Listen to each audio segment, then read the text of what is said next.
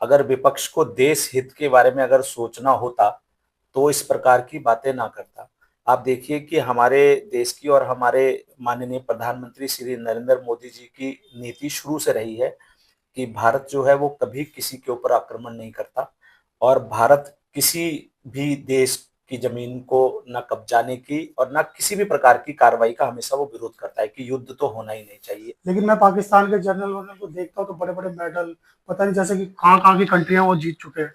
देखिए क्या है, दिखावा है, क्या है सर ये? देखिए देखिए बिल्कुल ठीक कह रहे हैं, ये दिखावा ही है। और दूसरा, बेसिकली जो पाकिस्तान है वो सेना के ऊपर ही चलता है। सरकार तो कठपुतली है सेना के आगे।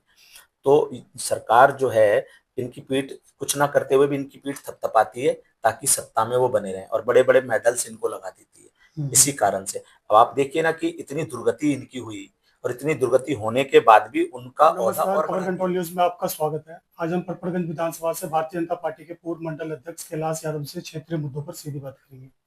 कैलाश जी, खबर कंट्रोल न्यूज में आपका स्वागत है सर। सबसे नमस्कार। पहले हमारे दर्शकों को बताएं, ऑपरेशन सिंदूर को लेकर कहीं ना कहीं जो विपक्ष कह रहा है कि अमेरिका के दबाव में रहा भारत, इसको लेकर आप क्या कहना चाहेंगे हमारे दर्शकों को?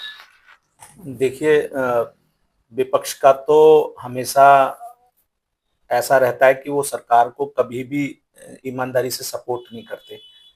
अगर विपक्ष को देश हित के बारे में अगर सोचना होता तो इस प्रकार की बातें ना करता। आप देखिए कि हमारे देश की और हमारे माननीय प्रधानमंत्री श्री नरेंद्र मोदी जी की नीति शुरू से रही है कि भारत जो है वो कभी किसी के ऊपर आक्रमण नहीं करता और भारत किसी भी देश की जमीन को न कब्जाने की और न किसी भी प्रकार की कार्रवाई का हमेशा वो विरोध करता है कि युद्ध तो होना ही नहीं चाहिए। शांति के साथ बातचीत होनी चाहिए और जो है संपूर्ण विश्व जो है वो एक परिवार की तरह रहे, इस प्रकार की सोच हमारे प्रधानमंत्री जी की रहती है।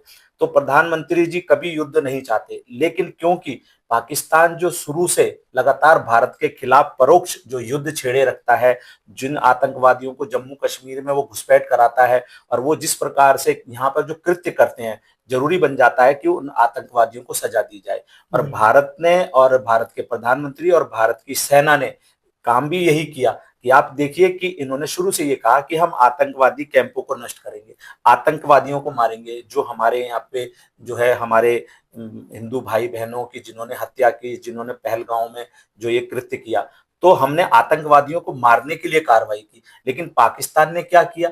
पाकिस्तान ने उन आतंकवादियों को बचाने के लिए और अपने देश से अपनी जो उनकी छवि है, जो कमियां, उसको छिपाने के लिए उन्होंने भारत के ऊपर आक्रमण किया। फिर भारतीय सेना ने जवाब दिया और उनके कई एयरपोर्ट वगैरह ध्वस्त कर दिए। तो आप मुझे बताइए कि ये सवाल उठाना कि भाई अमेरिका के कहने में ऐसा कर दिया, ऐसा बिल्कुल भी नहीं है। ये पूर्ण तरीके से झूठ है, क्योंकि पाकिस्तान जो जिसकी हालत खराब हो गई थी बुरी तरह, वो जब गिड़गिड़ाया है, जब उसके एयरपोर्ट वगैरह उसके सारे ध्वस्त हो गए और उस पर जब हमले होने लगे। आप ये देखिए कि जहां वो जो कैराना कौन सी जगह है जहां इनके परमाणु हथियार भी रखे हुए हैं, सुना कि वहां पर भी एक विस्फोट हो गया और वहां पे कुछ गैस लीकेज भी हो गई।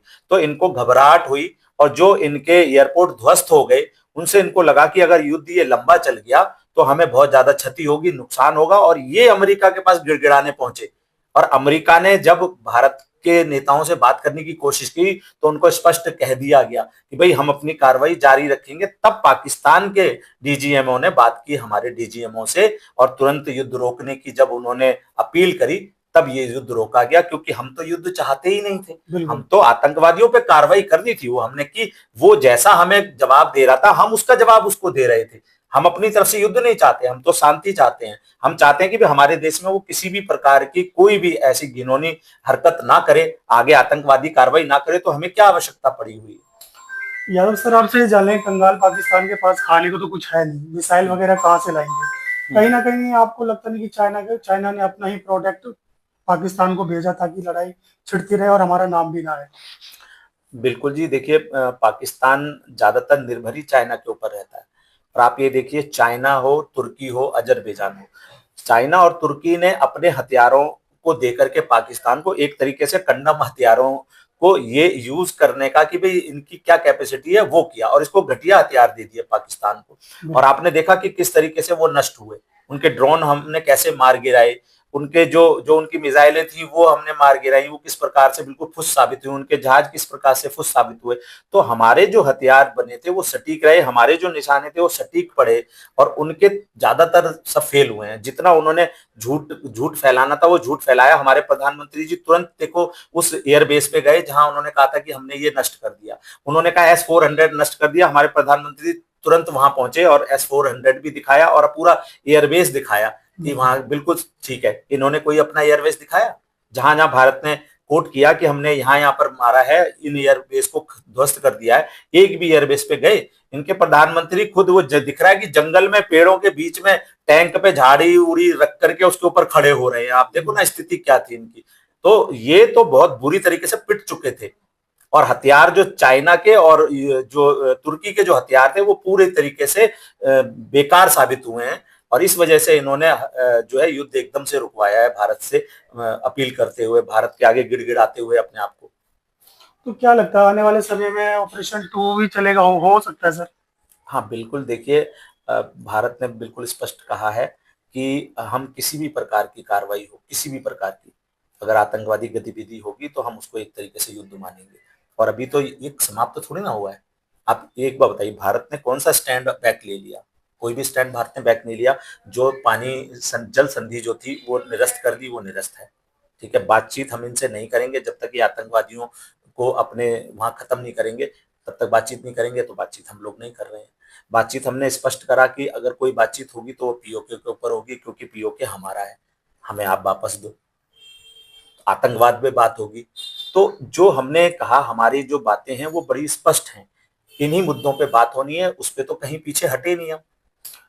यादव सर, आप ये बताइए, इतनी बड़ी सिंध जो नदी है, उसमें 3-3 नदियों का समागम है, इतनी बड़ी नदी को रोकना क्या संभव लग रहा है सर आपको?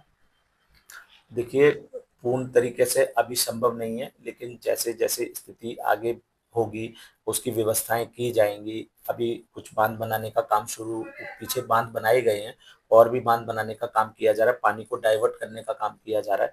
तो जो भारत के हिस्से का पानी है और जो भारत को जितनी जरूरतें हैं उसके हिसाब से भारत काम करेगा, और बहुत जल्दी इसको हम कर लेंगे। ऐसा नहीं है क्योंकि हमारे प्रधानमंत्री जी ने या हमारे देश ने अगर कोई विषय उठाया है तो वो सोच समझ के उठाया है, और उसको हम लोग कर लेंगे।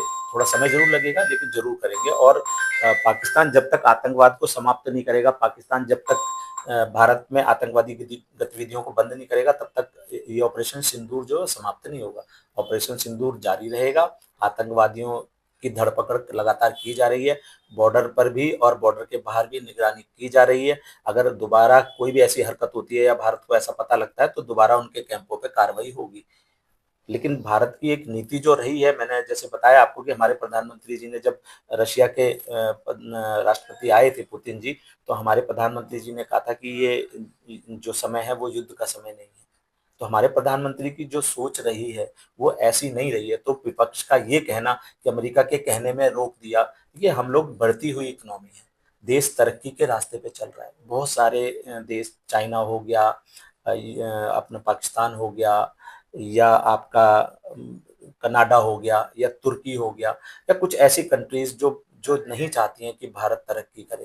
वो बिल्कुल। भारत की तरक्की को, इस तेजी से बढ़ती हुई अर्थव्यवस्था को रोकना चाहती हैं, भारत की तरक्की को रोकना चाहती हैं। वो चाहती हैं कि भारत युद्ध में उलझा रहे। और ऐसी कुछ विपक्षी पार्टियां भी हैं जो भारत का हित नहीं अहित चाहती हैं। अगर वो हित चाहें तो क्या युद्ध की तरफ जाएंगे? युद्ध कभी किसी का भला कर पाया है? लेकिन एक तरीका होता है कि भाई अगर किसी ने कोई कृत्य किया तो उसको सजा देनी है, तो सजा उसको भरपूर दी गई, उसको उतनी चोट पहुंचाई गई कि उसको उस चोट का एहसास है, और दोबारा भी उसको कहा गया कि अगर दोबारा की तो इससे दुगनी चोट फिर मारेंगे हम तुम्हें। तो ये हमारी सरकार की एक मजबूत नीति है, हमारे प्रधानमंत्री जी की मजबूत नीति है, और भारतीय सेना का शौर्य है कि उन्होंने इस प्रकार से पाकिस्तान को मात्र कुछ घंटों के अंदर ही घुटनों पे ला दिया। सर, आपसे भी जानने की कोशिश करते हैं, जो मुनीर है पाकिस्तान के, उनके इतने बड़े बड़े मेडल लगे रहते हैं सर, क्या कारण है? कोई कंट्री जीत ली है मुनीर ने, जो पाकिस्तान के जनरल है? हमारे हिंदुस्तान के बड़े बड़े जो सिपाही, उनके भी इतने बड़े बड़े मेडल नहीं होते, लेकिन मैं पाकिस्तान के जनरल वरनल को देखता हूँ तो बड़े बड़े मेडल, पता नहीं जैसे कि कहाँ कहाँ की कंट्रियां वो जीत चुके हैं। देखिए, क्या है, दिखावा है, क्या है सर? देखिए देखिए बिल्कुल ठीक कह रहे हैं, ये दिखावा ही है। और दूसरा, बेसिकली जो पाकिस्तान है वो सेना के ऊपर ही चलता है, सरकार तो कठपुतली है सेना के आगे। तो सरकार जो है इनकी पीठ कुछ ना करते हुए भी इनकी पीठ थपथपाती है ताकि सत्ता में वो बने रहें, और बड़े बड़े मेडल्स इनको लगा देती है इसी कारण से। अब आप देखिए ना कि इतनी दुर्गति इनकी हुई, और इतनी दुर्गति होने के बाद भी उनका ओहदा और बढ़ा दिया गया और मेडल भी उनके बढ़ा दिए गए। तो कहीं ना कहीं जो ये मुनीर है, ये तो आतंकवादियों से मिला हुआ है और खुद आतंकवादी है, ये आईएसआई के साथ अटैच। और आपने देखा जब आतंकवादियों पे हमला किया गया और इतने आतंकवादियों के सब थे और वहां पर ये उपस्थित था, तो आप मानो कि ये तो इन गतिविधियों में शामिल रहता है और एक आतंकवादी है, और पाकिस्तान को चला ही ये रहा है। पाकिस्तान की जो सरकार है वो कठपुतली सरकार है, अगर वो इनका विरोध करेगी तो तख्ता पलट करके तुरंत वो सत्ता अपने हाथ में ले लेंगे। तो जितना बाहर से जो फंड आता है, जो ये कटोरा लेके घूमते रहते हैं, और जो इनको वर्ल्ड बैंक से और विदेशों से, जो कुछ देशों से इनको कर्जा मिल जाता है, उस कर्जे को ये इसी प्रकार से सेना में खर्च कर देते हैं, इस तरीके से खर्च कर देते हैं आतंकवादियों को जो है पनाह देने में और आतंकवादियों को बढ़ाने में, जिससे कि वो नुकसान पहुंचा सके भारत को। लेकिन अब का भारत जो है वो अलग है। अब भारत इस तरीके का नहीं रह गया कि आतंकवादियों को गिरफ्तार करेगा। अब तो सीधी सी बात है कि जहां तुम होगे वहीं तुम्हें मार दिए जाएगा, और पाकिस्तान में घुस करके मारा। 9 ठिकानों पे हमला किया और 9 ठिकानों पे 100 से ज्यादा आतंकवादी मारे गए, और सबने देखा अगले दिन सुबह, सबने देखा कि किस प्रकार से मातम मना हुआ था पाकिस्तान के अंदर। बिल्कुल सर, अंत में मैं आपसे ये जानूंगा, चुनाव से पहले रेखा सरकार ने 28 वादे किए थे दिल्ली के अंदर, क्या लगता है उन 28 वादों में से कितने वादे पूरे हुए और कितने रह गए सर? देखिए, जो 28 वादे किए थे, आप उनमें देखिए कि एक एक करके सभी वादे पूरे किए जा रहे हैं। अभी तक जो है 2-3 वादे जो हैं वो पूरे कर दिए गए हैं। आपने ये देखा, नई बसें जो थी, नई बसें, इलेक्ट्रिक बसें दिल्ली में आई हैं, अभी दिल्ली में इलेक्ट्रिक बसें मिल गई हैं। दिल्ली में जो आयुष्मान योजना जो थी वो लागू कर दी गई है, 70 साल से ऊपर के लोगों को 10 लाख तक का मुफ्त इलाज मिल रहा है। हमारी बहनों के लिए जो मुफ्त गैस कनेक्शन की बात थी वो भी काम शुरू हो गया है, उसके ऊपर भी जो 2500 रुपये तक की जो बात की थी उसके लिए भी टीम गठित हो गई है। उसमें ये पहचान की जा रही है कि कौन सी हमारी माताएं बहनें हैं जो इस कैटेगरी में आती हैं, उनकी पूरी तरीके से लिस्ट कंप्लीट होने के बाद और फिर इसको भी लागू कर दिया जाएगा। तो निरंतर जो है काम, जो लिस्ट भाजपा ने कहा था कि हम ये काम करेंगे, वो पूरे काम होंगे। अभी तो देखिए शुरुआत है। बिल्कुल। आप जब पिछली सरकारें 10-10 वर्षों तक राज करने के बाद कुछ नहीं कर पाई, दिल्ली को और गर्त में घुसेड़ गई, तो भारतीय जनता पार्टी को आप देखेंगे कि हमारी ये सरकार, हमारे माननीय गृह मंत्री जी खुद दिल्ली को ध्यान दे रहे हैं, हमारे प्रधानमंत्री जी भी विशेष ध्यान दिल्ली पे दे रहे हैं, और हमारी दिल्ली की मुख्यमंत्री रेखा गुप्ता जी तो आपने देखा है कि प्रतिदिन दिल्ली में घूम रही हैं, जगह जगह जहां जहां पर भी उनको ऐसा लगता है कि यहाँ पे ये काम होना चाहिए, वहां पे वो काम हो रहा है। बड़े बड़े नालों की सफाई हो रही है ताकि बारिश में, अभी आपने देखा पीछे बारिश हुई तो पहले हम देखते थे कि पानी कई घंटों भरा रहता था, अब आपने देखा सुबह निकलते ही पानी साफ, यानी काम शुरू हुआ है। ठीक है, हम ये कह सकते हैं कि पूर्ण तरीके से नहीं हुआ, कोई छोटा काम नहीं, बहुत बड़ा काम है, समय लगता है, लेकिन काम चल रहा है। आगे लोगों को, हाँ, आगे लोगों को दिखेगा कि हाँ जो काम हुआ उसका नतीजा आगे दिखेगा।